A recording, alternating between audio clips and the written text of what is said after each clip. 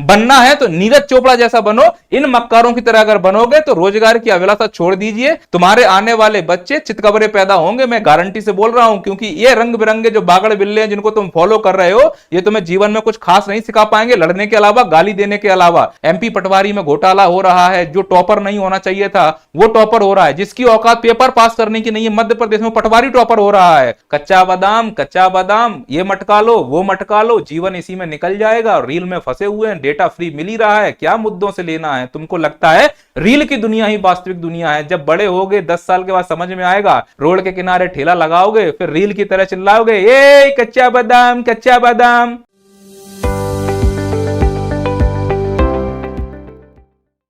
हम में से अधिकांश लोग गरीबी का रोना रोते हैं, और हकीकत यह है कि हम लोगों ने अपने जीवन की दुर्दशा अपने ही हाथों से बना के रखी हुई है।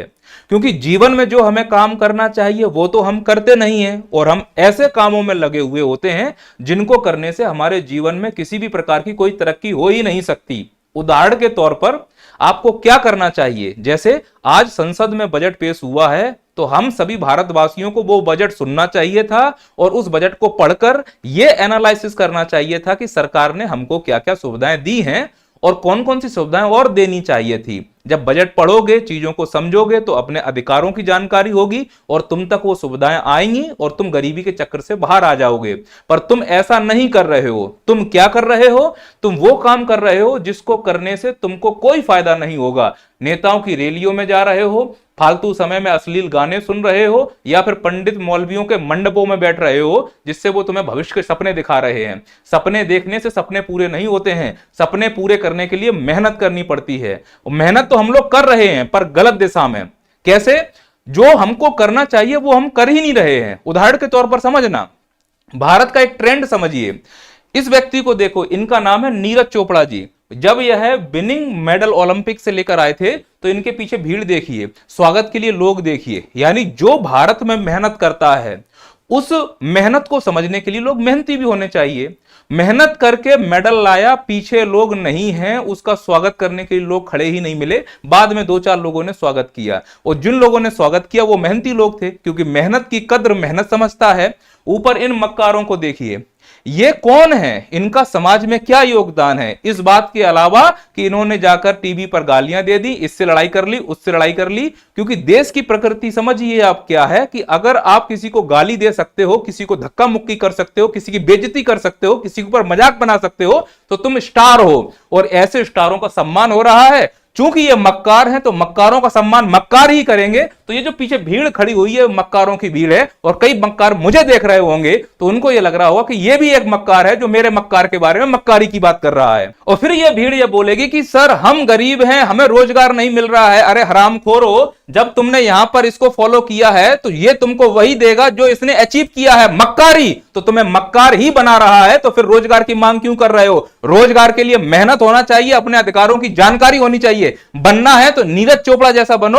इन मक्कारों की तरह अगर बनोगे तो रोजगार की अभिलाषा छोड़ दीजिए, तुम्हारे आने वाले बच्चे चितकबरे पैदा होंगे, मैं गारंटी से बोल रहा हूं। क्योंकि ये रंग बिरंगे जो बागड़ बिल्ले हैं जिनको तुम फॉलो कर रहे हो, ये तुम्हें जीवन में कुछ खास नहीं सिखा पाएंगे, लड़ने के अलावा, गाली देने के अलावा। अगर जीवन में आगे कुछ करना चाहते हो तो अपने ऊर्जा को सही समय पर, सही स्थान पर और सही दिशा में लगाएं, अन्यथा आपका जीवन निश्चित तौर पर एक गलत रास्ता पकड़ लेगा, और पकड़ रहा है। उदाहरण ऐसे समझना कि जिनको बीसीसीआई की कमान संभालनी चाहिए थी वो गुटखा पान मसाला बेच रहे हैं, और जिन्हें गुटखा पान मसाले का शौक है वो बीसीसीआई की कमान संभाल रहे हैं। इन भाई साहब ने कभी बल्ला नहीं पकड़ा होगा, बस चूंकि ये गृह मंत्री के लड़के हैं इसीलिए इनकी योग्यता है और इनको इस पद पर बैठा दिया जाएगा। जब योग्य व्यक्ति इस पद पर नहीं बैठेगा तो फिर वो संस्था कभी ग्रो नहीं कर पाएगी, और भविष्य में ये संस्था मुंह के बल गिरेगी। क्योंकि जो योग्य व्यक्ति हैं वो पान मसाला बेचने में लगे हुए हैं, और जिन्हें पान मसाले का शौक है वो बीसीसीआई की कमान संभाल रहे हैं। ठीक इसी प्रकार से अभी मध्य प्रदेश की पटवारी का रिजल्ट आया है, और एक बच्ची ने उसमें टॉप किया है, और इस बच्ची को नर्मदापुरम के बारे में नहीं मालूम कि वो जिला है या संभाग है।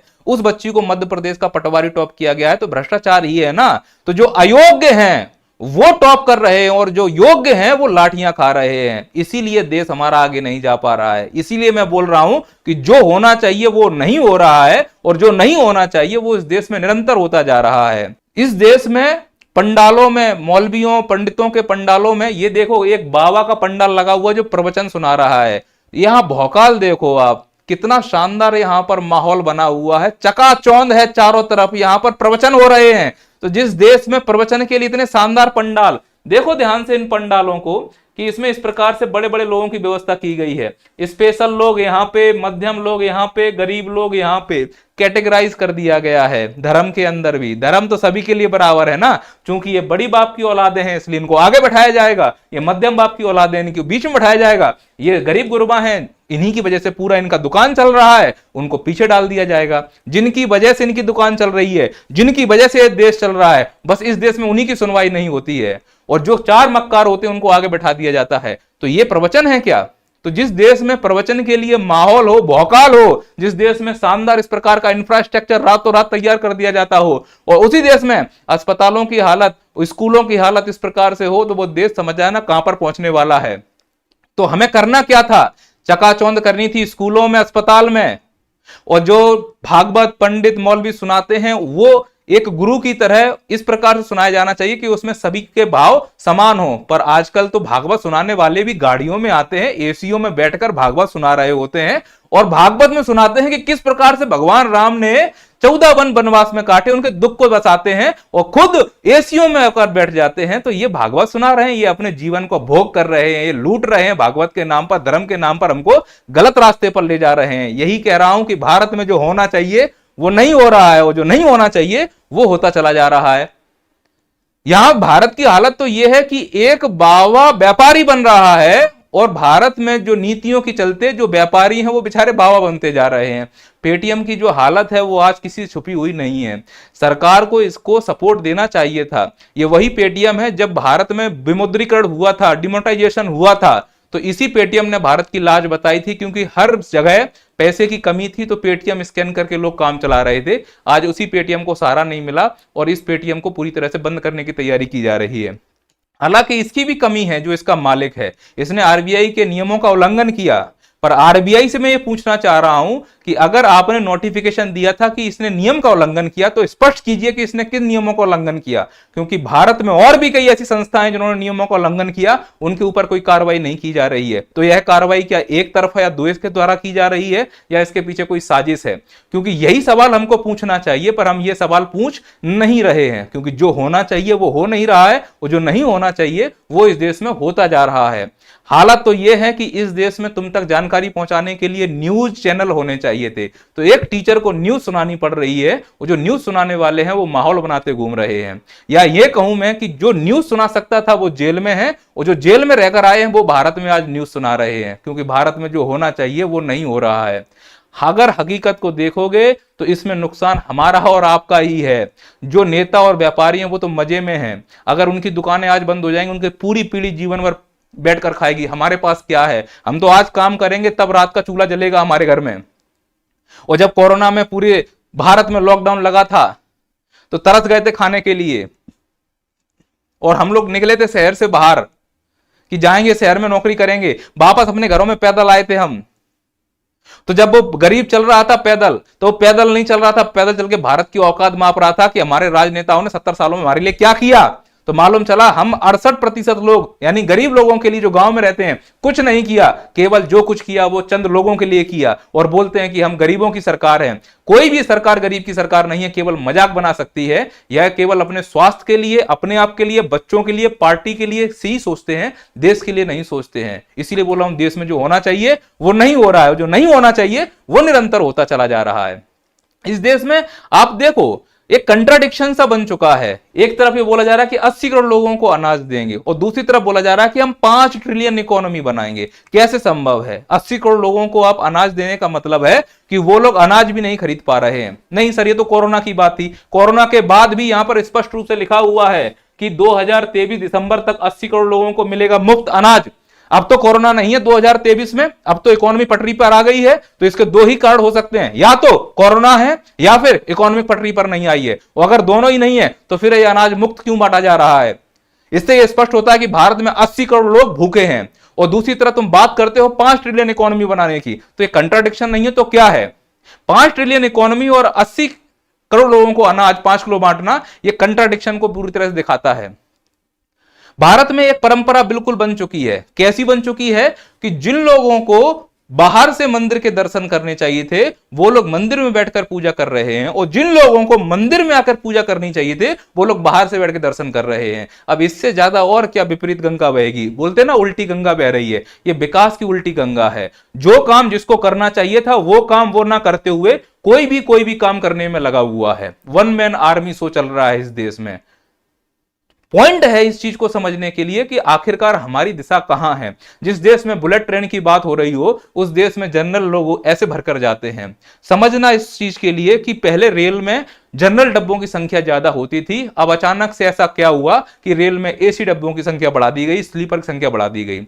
एक तरफ हम 80 करोड़ लोगों को अनाज बांट रहे हैं, वो गरीब हैं, दूसरी तरफ हम एसी के डब्बे बढ़ा रहे हैं, बुलेट ट्रेन बढ़ा रहे हैं। इसका मतलब समझो 80 करोड़ लोग जो अनाज खा रहे हैं उनके पास पैसा नहीं है अनाज का, वो एसी में चल लेंगे। अभी इंडिगो फ्लाइट को लेकर विवाद हो रहे हैं। हवाई चप्पल में तुमने बात बोली थी कि हवाई चप्पल वाले को हवाई जहाज में बैठा लेंगे, और जो पहले से हवाई जहाज चल रहे हैं उनको तो तुम सुविधाएं दे नहीं पा रहे हो अच्छी तरीके से। तो इस प्रकार से कंट्राडिक्शन स्पष्ट रूप से दिखाई दे रहा है। इस देश की और हालत क्या बोलूं, इस भालू जैसे शरीर वाले इंसान को देखो, ये बलात्कार का आरोपी है। यह बलात्कार का आरोपी हर बार पैरोल से बाहर आ जाता है। मतलब समझना, बलात्कार का आरोपी पैरोल से बाहर आएगा, लेकिन किसी राज्य का शिक्षा मंत्री है उसको एक केस बनाकर जेल में डाल दिया गया, उसको पैरोल पर बाहर नहीं आने देंगे। अब सर क्या इसके ऊपर आरोप नहीं है? अरे होंगे आरोप, कम से कम ये शिक्षा के लिए काम तो कर रहे हैं। आम आदमी पार्टी के ऊपर मैं तो बोल रहा हूं भ्रष्ट पार्टी है, भारत की सभी पार्टियां भ्रष्ट हैं, लेकिन यह देखो कि जिसने बलात्कार किया उसको पैरोल मिल रहा है, और जो शिक्षा के लिए काम कर रहा था उसको पैरोल नहीं मिल रहा है, उसको बाहर नहीं आने दिया जा रहा है। ऐसा नहीं है केवल इसी राजनेता के ऊपर आरोप लगे हैं, आरोपों की एक लंबी लिस्ट है। मध्य प्रदेश से शुरू करता हूं, व्यापम घोटाला। इस व्यापम घोटाला में शिवराज सिंह चौहान जी का नाम है, वो तो खुलेआम घूम रहे हैं, उनको क्यों नहीं अंदर डाला जा रहा है? चारा घोटाला, 4 दिन के लिए अंदर गए, फिर इस व्यक्ति को बाहर लाया गया और खुले होकर राजनीति कर रहे हैं। इसी प्रकार से महादेव, ये सट्टाबाज ऐप, छत्तीसगढ़ के मुख्यमंत्री, इनको भी खुलेआम बाहर घुमाया जा रहा है। असम के मुख्यमंत्री को कई प्रकार के स्कैम में फंसाया जा रहा है। अरे मैं तो बोलूं, ये देखो, ये रही बीजेपी पार्टी, ये रही कांग्रेस पार्टी, उधर है आम आदमी पार्टी, सभी पार्टियों में कोई ना कोई आरोप तो लगे हुए हैं। ईडी एक नाम का जानवर है जो सभी के घर में जाता घूम रहा है। जब सभी पार्टियां भ्रष्ट हैं तो सभी पार्टियों में बराबर बराबर जाना चाहिए, पर ऐसा लग रहा है कि यह जानवर केवल एक विशेष इशारे से ही काम कर रहा है। तो जो जिसको काम करना चाहिए था वो काम हो ही नहीं रहा है, जिसका परिणाम क्या होगा? कौन भुगतेगा इसका परिणाम? कोई नहीं भुगतेगा, आप और हमारे बच्चे भुगतेंगे। ये देखिए, नियमित नौकरियों में सामान्य वर्ग की हिस्सेदारी सर्वाधिक घटी 6%। नौकरियां खत्म होती जा रही हैं, उद्योग लग नहीं पा रहे हैं। स्टार्टअप के नाम पर जो तुमने पॉलिसी बनाई थी, पेटीएम को तुमने धरातल पर लाकर सिद्ध कर दिया, ये स्टार्टअप केवल और केवल काम की है। क्रोनो कैपिटलिज्म को पूरी तरह से बढ़ावा दिया जा रहा है भारत में।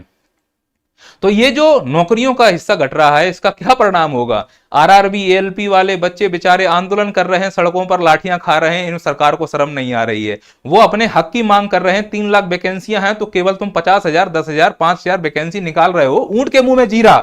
ये जो बच्चे नौकरी पर लगे हुए हैं, एक उम्मीद से 5-5 साल तक रिजल्ट नहीं देते हो, इसका परिणाम यही है कि जो काम हमको करना चाहिए था वो काम हम नहीं कर रहे हैं, और हमको आवाज उठानी चाहिए वो हम नहीं कर रहे हैं। हम तलबे चाटने में लगे हुए हैं, हमारी ये पार्टी, हमारी वो पार्टी, हमारा ये नेता, हमारा वो नेता, हमारा ये धर्म, हमारा वो धर्म, हमारी ये जाति, हमारी वो जाति, और हम ही लोग पिस रहे हैं इसमें। बाकी सब लोग ऐसे जीवन जी रहे हैं। मध्य प्रदेश पीएससी को देख लो, 60 पोस्ट निकाली, हो अल्लाह हुआ तो 50 पोस्ट और बढ़ा दी गई। इसी प्रकार से हरियाणा की हालत देखो, ये टीजीटी, पीजीटी, सीईटी में बच्चों को फंसा के रखा गया है, 5-5 साल तक इसके रिजल्ट नहीं आ पा रहे हैं। एमपी पटवारी में घोटाला हो रहा है, जो टॉपर नहीं होना चाहिए था वो टॉपर हो रहा है, जिसकी औकात पेपर पास करने की नहीं है, मध्य प्रदेश में पटवारी टॉपर हो रहा है। छत्तीसगढ़ में घोटाला हो रहा है, पेपर लीक कर दिए जाते हैं। अगर पेपर लीक तो ठीक हो, पेपर पेन, देखिए पेपर कैंसिल करना एक समझ में आता है, यहां तो डिग्रियां कैंसिल हो रही हैं। और कितना भ्रष्टाचार इस देश में आप देखोगे, धर्म के नाम पर राजनीति करते हो, मूर्ति इस केंद्र में बना हुआ है, ये उसी मूर्ति के नहीं हो पाए। एक आंधी आई, देखो ये उज्जैन के महाकाल का लोग हमारे हिंदू की मूर्तियां या जमीन चाट रही हैं। इस देश में मूर्तियों से भला किसका हो पा रहा है? जहां देखो वहां मूर्तियां तोड़ी जा रही हैं। बस मैं इतना कहना चाह रहा हूं आप लोगों से, ये जो मूर्तियां लगाई जा रही हैं इसमें किसका फायदा है और किसका नुकसान है? जिसकी मूर्ति लग रही है उसको भी फायदा नहीं है, चौराहे पे खड़ा कर दिया जाएगा, चाहे फिर वो वल्लभ भाई पटेल हो, बाबा साहब हो, महात्मा गांधी हो, लाल बहादुर शास्त्री हो, अटल बिहारी वाजपेयी हो, चौराहे पे खड़ा कर दिया जाएगा। तो जो खड़ा कर रहा है, जो पार्टी खड़ी कर रही है, केवल उसको ही फायदा है, उसके उनका नाम यूज करेंगे। चौराहे पे खड़े होकर उस मूर्ति को भी फायदा नहीं है, धूल लग रही है, पक्षी उस पर पोटी कर रहे हैं, हमको भी फायदा नहीं है, क्योंकि जहां पर वो मूर्ति लगाई गई है उससे आवाजाही में प्रॉब्लम हो सकती है, और कई सारी मूर्तियों में एक्सीडेंट भी हुए हैं, गाड़ियां रात में टकराई भी हैं। तो उस मूर्ति लगाने से ना तो उस मूर्ति को फायदा है, उस महापुरुष की बेइज्जती और हो रही है, क्योंकि रोज धूल लक्कड़ खानी पड़ रही है उनको। जिन महापुरुषों को दिल पे और दिमाग में रखना चाहिए था, उनको हमने चौराहे पर खेल का केंद्र बना दिया है, मजाक बना के रख दिया उन मूर्तियों का। और हम लोगों को लगता है नहीं हमारे समाज में मूर्ति लग रही है, नहीं हमारे भगवान की मूर्ति लग रही है। अरे इन मूर्तियों में उनका मजाक उड़ाया जा रहा है, समझिए। और जब मूर्ति टूटती है तब भी इन्हीं का फायदा होता है जिन्होंने लगाया, क्योंकि जब लगाया था तब बोर्ड मिले थे। अब मूर्ति टूटेगी तो टूटने में हमें ही प्रॉब्लम होगी, अव्यवस्था हमारे यहां होगी, बच्चे हमारे ही लड़ेंगे आपस में, पर वोट इन नेताओं को मिलेंगे। तो जब मूर्ति लगेगी तब हमें कोई फायदा नहीं, मूर्ति टूटेगी तब भी हमें कोई फायदा नहीं, दोनों तरफ से हमें नुकसान ही है। पर हम इस पे आवाज ही नहीं उठा रहे हैं, क्योंकि हमें वो काम करना ही नहीं है जिससे हमें तरक्की मिले। पूरा भारत तो वो करने में लगा हुआ है जो उसे नहीं करना चाहिए, चाटुकारिता। तो ये मूर्ति के खेल में जो हम फंसे हुए हैं, तो अपने मुद्दे को भूल जाते हैं। हमें ये आवाज उठानी चाहिए कि हमारी सुख सुविधाएं, जैसे कि अभी कोरोना में ऑक्सीजन की कमी पड़ गई थी, तो अभी वर्तमान में कुल कितने सिलेंडर प्लांट हैं ये बताइए, सरकार से पूछना चाहिए। सरकार से पूछना चाहिए कि आपने जो 2016 में नोटबंदी की उससे हमें क्या फायदा हुआ, और जब आपने नए नोट लाए फिर से उनको बंद कर दिया उससे हमें क्या फायदा हुआ, और जो पेटीएम को जो बंद कर दिया गया है इसका विकल्प क्या होगा। क्या इसके लिए पूरी सरकार को सूचना नहीं देनी चाहिए कि जिन लोगों ने फास्टैग लगाए हैं अपने गाड़ियों में पेटीएम के, उनका क्या होगा, कैसे ट्रांसफर होगा। तो इस प्रकार की वैकल्पिक व्यवस्था के सवाल हमसे पूछने चाहिए सरकार से हम लोगों को। पेट्रोल डीजल महंगा हो रहा है, सवाल नहीं पूछ रहे हैं। गैस महंगी हो रही है, सवाल नहीं पूछ रहे हैं। बस हम एक चीज में मस्त हैं कि रील में फंसे हुए हैं। कच्चा बादाम ये मटका लो वो मटका लो, जीवन इसी में निकल जाएगा। रील में फंसे हुए हैं, डेटा फ्री मिल ही रहा है, क्या मुद्दों से लेना है। तुमको लगता है रील की दुनिया ही वास्तविक दुनिया है। जब बड़े होगे 10 साल के बाद समझ में आएगा, रोड के किनारे ठेला लगाओगे फिर रील की तरह चिल्लाओगे, ए कच्चा बादाम कच्चा बादाम।